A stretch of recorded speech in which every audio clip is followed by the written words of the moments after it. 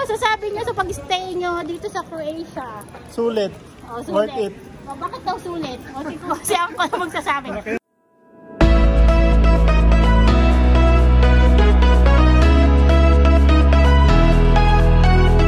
Hi guys! Welcome back to my channel. Dito kami ngayon sa main capital city ng Croatia. Kasama ko ang mga kabads ko sa aming company. Ayan. So, nagkita-kita kami dito. Pero dito lang din naman sila sa Zagreb. So kami yung dumayo ng malayo-layo. Ayan o. Naka-falling line sila. Char. Kala ko nag-live ka. So naggagala kami dito ngayon sa Zagreb. So mainit pa rin yung panahon dito. Kasi summer. Ayan. Kung yung Manila yung city sa Pinas, so Zagreb naman dito. Ay, shout out! Ayan. So, ano masasabi nyo sa pag-stay nyo dito sa Croatia? Sulit. Oh, sulit. Worth it. Oh, bakit daw sulit? O, kasi ako na magsasabi. Malaki yung sound. Malaki yung sound namin dito. Malaki daw sound. Ako lang yung girls, ano? Mga alipin ng euro. Alipin ng euro. Ayun. Pero, ayun nga, hindi ganun kadaling makapunta dito dahil naghintay din kami ng ilang buwan.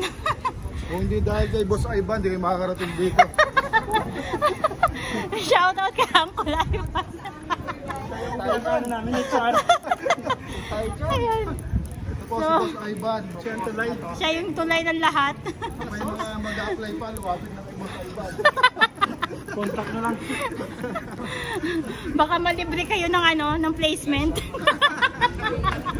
Yung 6 months Ayan. ng 1 year. I-screenshot nyo na yung mukha. Chat sa kanya, no? Ay, naku. Magsasagasaan tayo ng bisikleta dito. Ayan. So, ayan. Maganda dito, guys. Ano, feeling... Ito pipiliin nyo sa Europe, Croatia. Feeling turista kami dito. Hindi halatang naghihirap sa Pinas.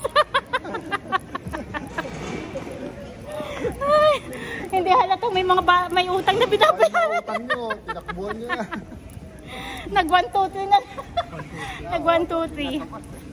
Ayan. So, yun guys. Maganda pumunta dito kasi syempre hindi lang sa maganda yung lugar, kundi maganda din yung sahod. Na hindi masasahod sa Pinas, di ba? Ayun. Sulit naman yung pagod kahit maging kargador kayo dito. Ayan lang. So, kung sa mga nagtatanong kung ano yung agency namin, so, hanapin nyo lang yung FB page ng Premier Global Recruitment na nasa Makati. Shout out PGR! Shout out PGR! Shout out PGR! Dito na kami lahat! Ayun. Ayun, and see you again sa susunod na vlog. So, kung nga pala ulit si Ellie, andito sa Croatia na ngayon, nagsasabing bawal ma-stress para hindi mategi ng mabilis. Bye!